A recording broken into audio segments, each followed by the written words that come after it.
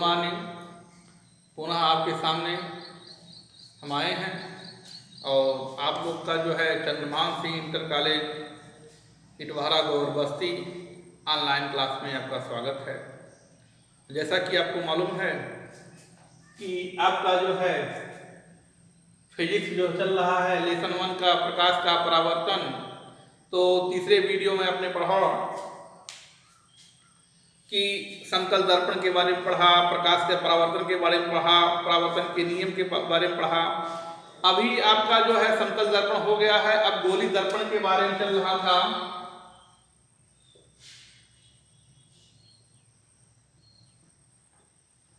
तो हमने बताया था, आपको इसकी परिभाषा लिखवा चुके हैं, केवल समझना है। गोली दर्पण क्या है तो हमने बताया जब किसी कांच के खोखले गोले को काटा जाता है। खोखला गोला आपका ये है, इसी खोखले गोले को हमने काट दिया,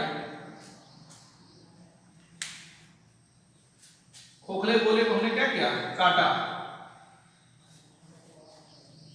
ये काट दिया, ठीक। तो अब ये गोला दो प्रकार से आपको मिल रहा है। देखिए ऐसे उभरा हुआ, एक पोर्शन उभरा हुआ, एक पोर्शन धसा हुआ, एक पोर्शन उभरा हुआ, दूसरा पोर्शन धसा हुआ। जब किसी खोखले गोले को काटा जाता है और काट कर जो है एक तरफ कलाई कर दिया जाता है, चाहे ऐसे उभरे हुए भाग पर कलाई कर दिया जाए, चाहे धसे हुए भाग पर कलाई कर दिया जाए, तो बन जाता है गोली दर्पण, ठीक। तो गोली दर्पण दो प्रकार के होते हैं, आपको मालूम है, बताया गया था। अवतल दर्पण और उत्तल दर्पण। गोली दर्पण कितने प्रकार के, अवतल दर्पण और उत्तल दर्पण। तो देखिए अब समझना है, अवतल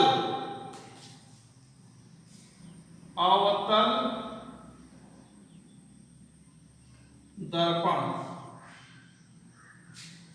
अवतल दर्पण, अवतल दर्पण का मतलब उभरा हुआ तल, उभरा तल, अवतल। तो जब उभरे हुए तल पर कलाई कर देते हैं, ये देखिए यही है, समझिए ऐसे है, गोला था, ये उभरा तल है और ये धसा हुआ तल है, अवतल, उभरा तल। जब हम उभरे तल पर कलाई करते हैं, जब हम उभरे हुए तल पर, ये आपको बताया गया था, ऐसे है, ये आपका उभरा हुआ भाग है, उभरा भाग, और अंदर वाला धसा भाग है।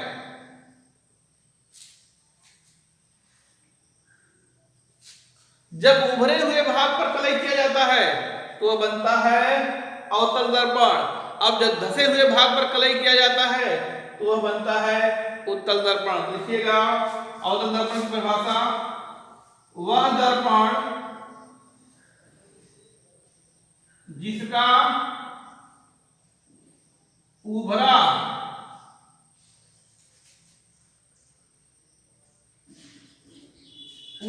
तल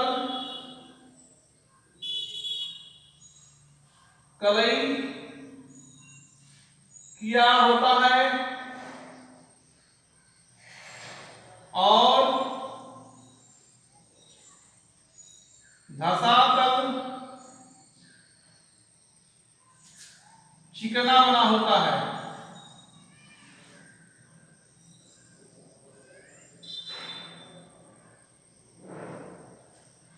अवतल दर्पण कहलाता है।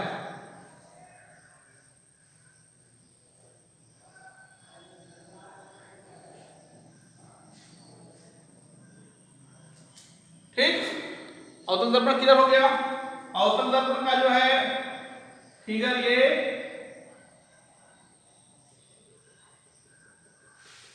ये बना लिए, ये अवतल दर्पण हो गया, क्लियर हो गया। चलिए ठीक, अब देखिए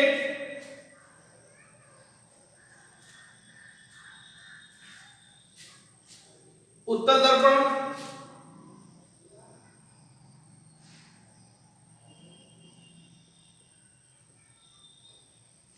वह दर्पण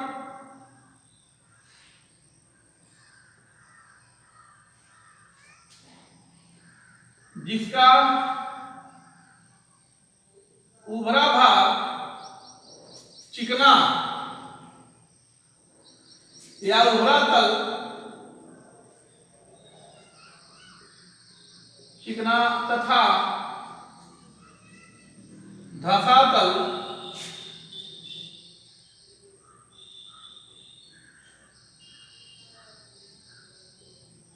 कलई किया हुआ रहता है तो वह दर्पण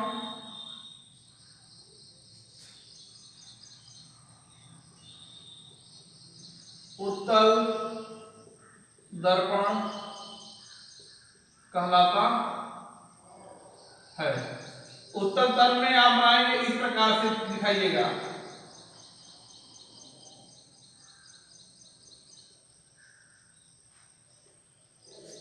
अब देखिए ये उत्तल दर्पण है और ये अवतल दर्पण। क्लियर हो गया दर्पण?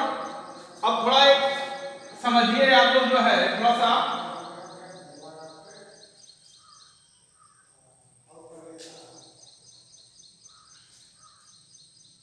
देखिए,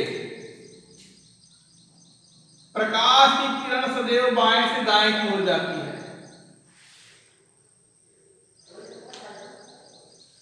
बाएं से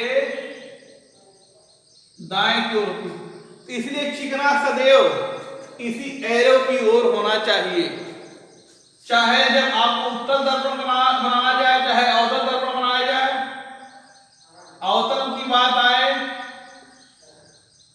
तो आपने पढ़ा उभरा हुआ तल पर कलई हुआ हो, धसा भाग चिकना हो, तो आप ये फिगर बनाइएगा,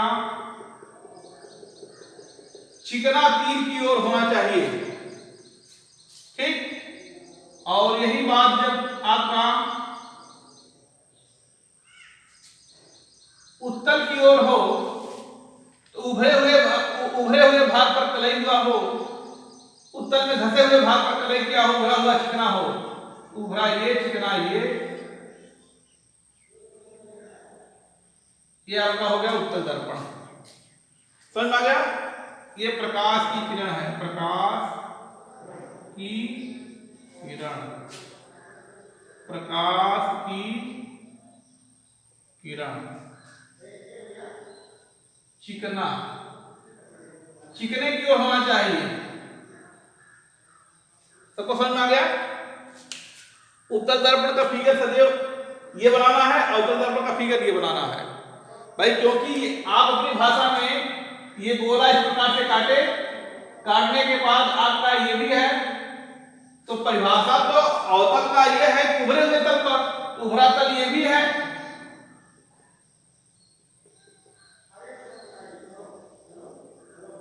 ये दोनों अवतल दर्पण है।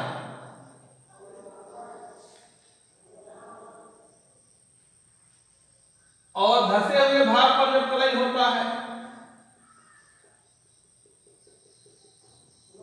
ये भी अपना जो है उत्तल दर्पण है।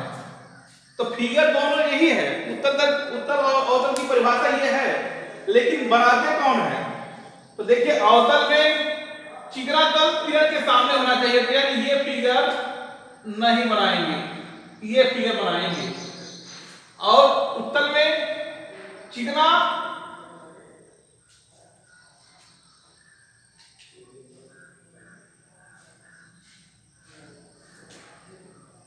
ये वाला,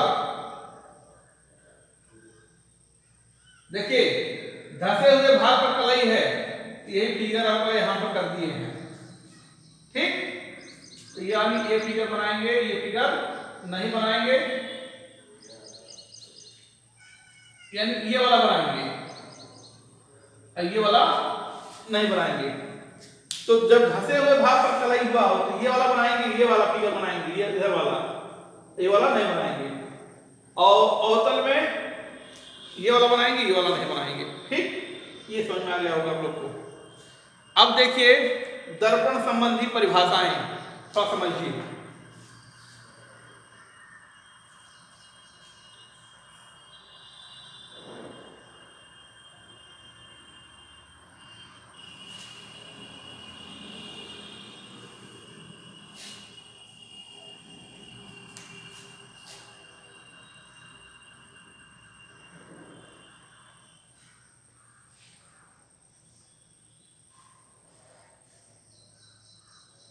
दर्पण संबंधित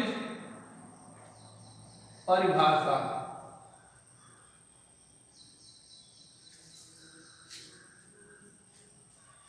तो देखिए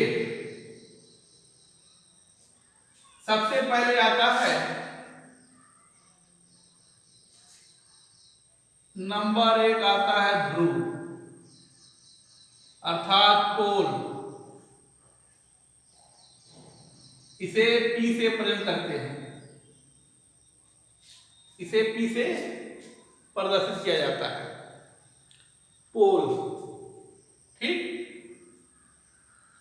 तो अब ध्रुव किसे कहते हैं? तो देखिए दर्पण आपने पढ़ा 2 प्रकार के होते हैं। गोली दर्पण, गोली दर्पण संबंधी है, गोली दर्पण संबंधी परिभाषा। ठीक, तो देखिए आपने गोली दर्पण 2 प्रकार पढ़ा, उत्तल और अवतल। तो जब अवतल की बात आएगा तो उभरा हुआ तल प्रकलई,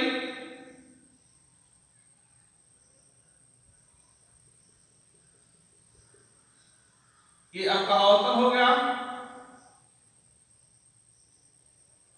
उत्तल की बात आएगा तो धसे हुए भाग प्रकलई,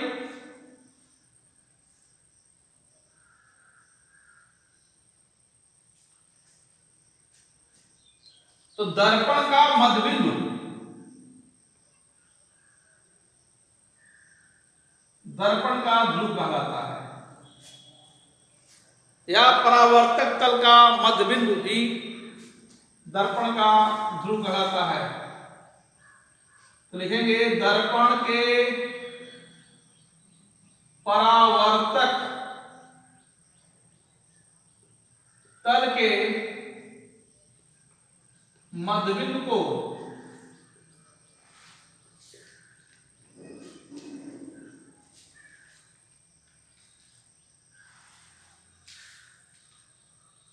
दर्पण का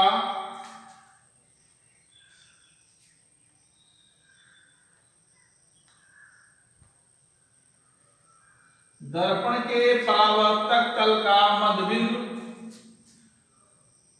को ही दर्पण का ध्रुव,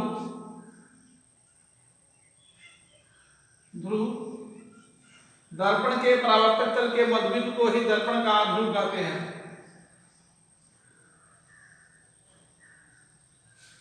इसे P से प्रदर्शित करते हैं। अब आपको P मालूम हो गया, P कहां प्रदर्शित करना है? यहां पर B टू B, यही P है, दर्पण का मध्य बिंदु। ठीक, अब देखिए दूसरा, वक्रता केंद्र, सेंटर अर्थात C से प्रेजेंट करते हैं। ठीक, तो ये खोखला, ये दर्पण जिस खोखले गोले से काट कर बना हुआ है, ये उस खोखले गोले का कोई केंद्र होगा। दर्पण जिस खोखले गोले से काटकर बना होता है, उस खोखले गोले का क्या होता है? कोई केंद्र होगा। उसी केंद्र को हम दर्पण का क्या कहते हैं? वक्रता केंद्र कहते हैं। देखिए दर्पण जिस खोखले गोले से काटकर बना, ये दर्पण इसी खोखले गोले से काटकर बना होगा, ये इस खोखले गोले से काटकर बना है।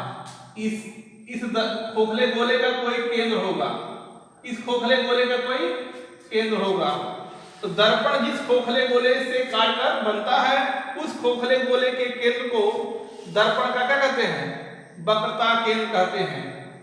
इसे C से प्रदर्शित करते हैं। तो अब देखिए, अब आपका ये हो गया, यहां पर हो गया ये C, यहां पर हो गया क्या? C। अब तीसरा जो होगा आपका मुख्य अक्ष, तो वह सरल लेखा जो वक्रता केंद्र और ध्रुव से होकर जाती हो, वह सरल रेखा जो ध्रुव वक्रता केंद्र से होकर जाती हो, वो क्या कहलाता है? मुख्य अक्ष कहलाता है। वह सरल रेखा जो दर्पण के वक्रता केंद्र और ध्रुव से होकर जाती है, मुख्य अक्ष कहलाती है। क्लियर? तो ये मुख्य अक्ष है, इसको यस डैश से प्रदर्शित करते हैं। तो देखिए, चाहे आप कहिए वक्रता केंद्र और ध्रुव से होकर जाती है, या कहिए ध्रुव और वक्रता केंद्र से होकर जाती हो, इसे यस डैश से प्रदर्शित करते हैं।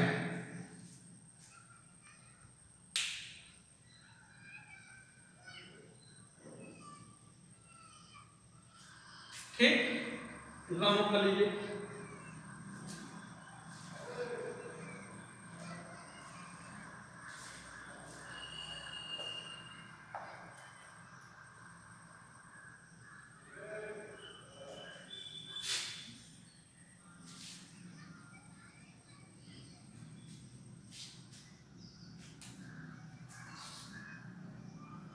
मुख्य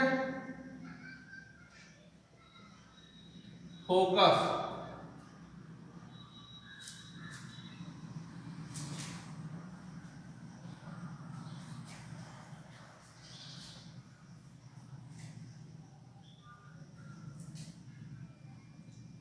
मुख्य फोकस से पहले आप तैयार करिए वक्रता त्रिज्या। वक्रता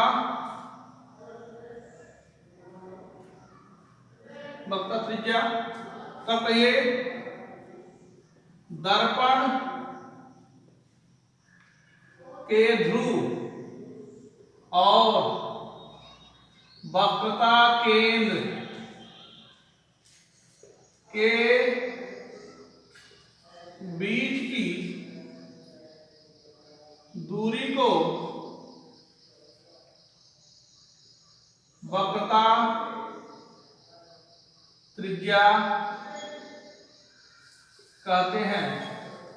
इसे R से प्रदर्शित करते हैं। तो देखिए, ये P है, ये C है, मान लीजिए C यहां पर, इसके बीच की दूरी ही क्या कहलाती है? R। ये P है और ये C है, इनके बीच की दूरी R, वक्रता त्रिज्या। तो दर्पण के ध्रुव और वक्रता केंद्र के बीच की दूरी को ही हम क्या कहते हैं? वक्रता त्रिज्या कहते हैं। अब आता है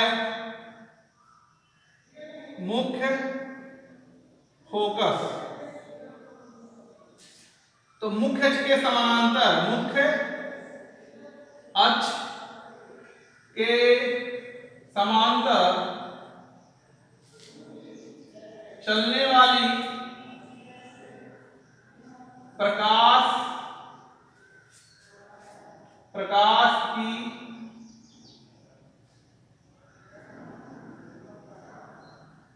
किरणें दर्पण से परावर्तित होकर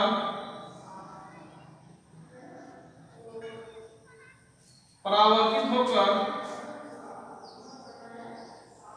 मुख्य अक्ष के जिस बिंदु पर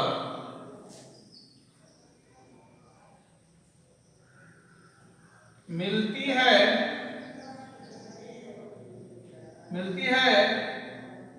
अथवा मिलती हुई प्रतीत होती है, मिलती है या मिलती हुई प्रतीत होती है, मुख्य फोकस कहलाती है। कौन? वह बिंदु जिस बिंदु पर मिलती है, मिलती हुई प्रतीत होती है, तो वह बिंदु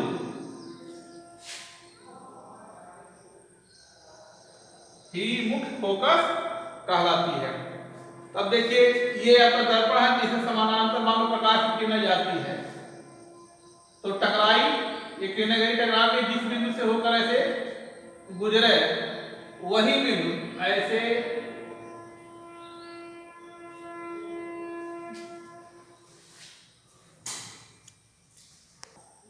तो ये आपका ऐसे, ये ऐसे, ये मिलती हुई यहां पर प्रतीत हो रही है इस बिंदु पर, यही मुख्य फोकस कहलाता है। कैपिटल एफ से इसे कैपिटल एफ से प्रदर्शित करते हैं। ठीक, अब देखिए फोकस दूरी, इसको नोट कर लीजिएगा।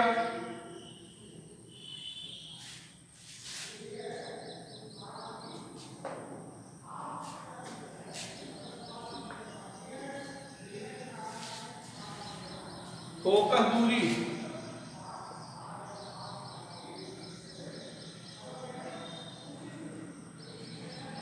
तो ध्रुव से अब मुख्य फोकस तक की दूरी को फोकस दूरी कहते हैं। देखिए दर्पण के ध्रुव से मुख्य फोकस तक की दूरी को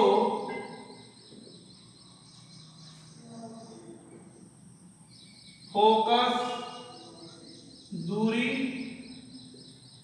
कहते हैं। इसे स्मॉल एफ से प्रदर्शित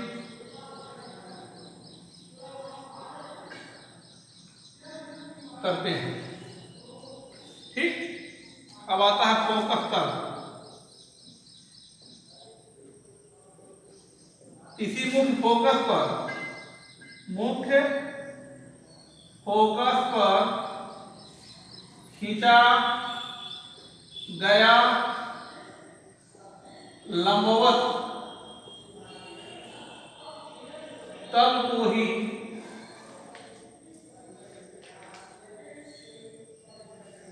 फोकस तल कहते हैं।